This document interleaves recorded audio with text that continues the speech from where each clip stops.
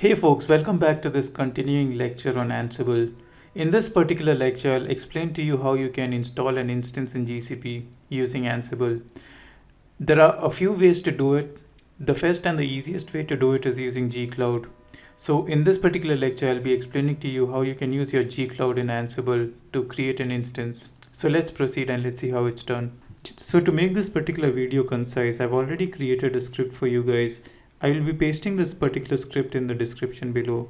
Meanwhile, I'll just go through that script for you guys and I'll explain each line and what that particular line does. So the name of this particular playbook would be just to create an instance in GCP. And again, it would be running on your local host. Then we define a few variables for a particular playbook. Now this particular variables I'll explain to you later. But before that, let's talk about all the tasks that this particular playbook would perform. So it would perform 3 tasks. So the first task would be to check whether gcloud is present in your system or not.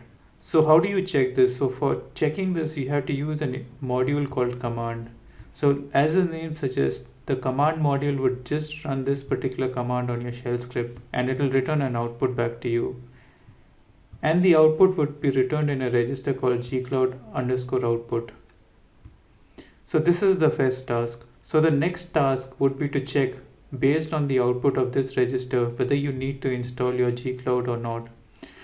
So to do that, the second task would check when gcloud output is failed, then print this particular message saying that please install gcloud in your machine. If it hasn't failed, then it will skip this particular fail and it will go to the third particular task.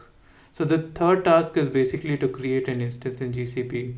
Again, to do this, we've used the gcloud command. Now to get this particular command, you can go to your gcloud compute instance API and you can just copy any of the particular examples here. So I've copied this particular example and I've pasted it over here. The only difference is I have created 2 variables, the instance name and the machine type. So in this particular example, the instance type is coming from the variables that I have set initially. So the instance name I have set is my first instance and the machine type I have set is F1 micro.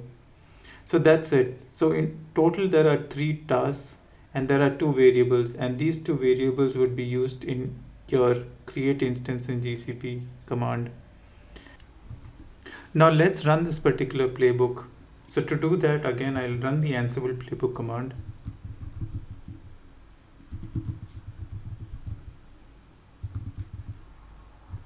And the name of my playbook.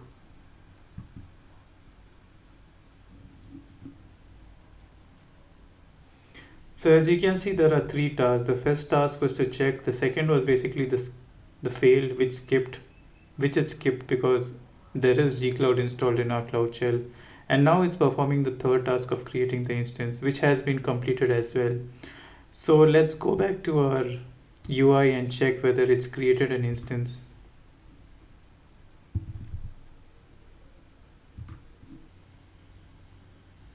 You can see that it's created an instance called my first instance.